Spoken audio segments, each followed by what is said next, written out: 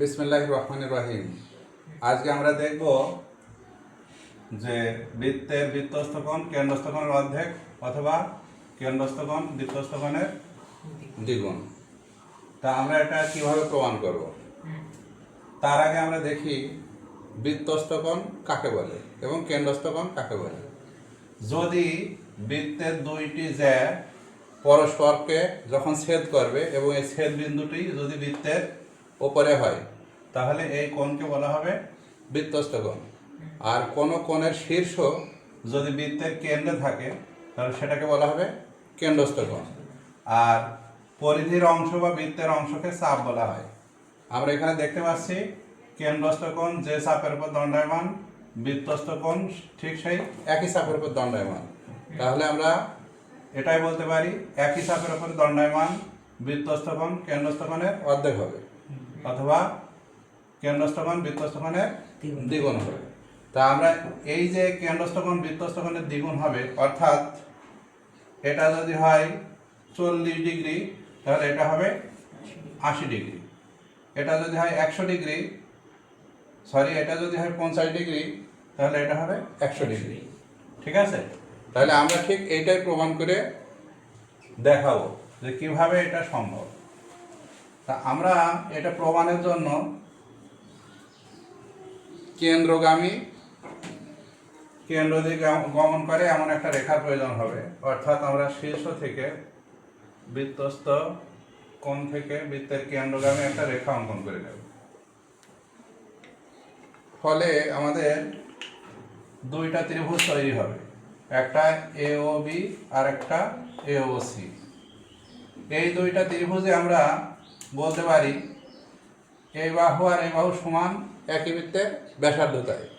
তা আমরা জানি যে কোনো ত্রিভুজের যদি দুইটা বাহু সমান হয় তাহলে বাহু সংলগ্ন কোণ দুইটাও সমান হয়।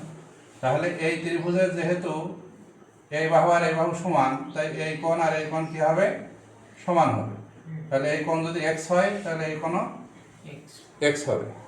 অনুরূপভাবে এই ত্রিভুজের ক্ষেত্রে এ বাহু আর এ বাহু কিন্তু সমান, তাই এই কোণ যা হবে এই কোণও তাই হবে। ধরি এই কোণটা y, তাহলে এই কোণটা কত হবে? এটাও y হবে।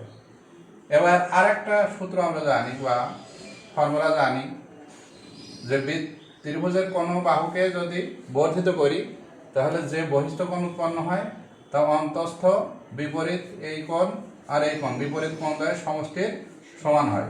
অর্থাৎ এটা যদি x হয় আর এটা যদি y হয় তাহলে এই বহিস্থ কোণটা হবে x প্লাস y। তা আমরা এই বাহুকে যখন বর্ধিত করেছি তাহলে এটা বহিস্থ কোণ হবে। এই বহিস্থ কোণ এই অন্তস্থ, তার মানে এই কোণটা অন্তস্থ হবে। এই অন্তস্থর বিপরীত কোণ হচ্ছে এটা আর এটা। তো এটা আর এটা যোগ করলে কত হবে? এটাও x এটাও x, তাহলে এটা হবে কি 2x। ঠিক আছে?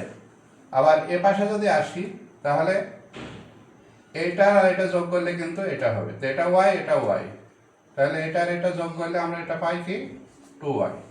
ঠিক আছে? তাহলে কেন্দ্রস্থ কোণ আমাদের কি দাঁড়ালো? কেন্দ্রস্থ কোণটা হলো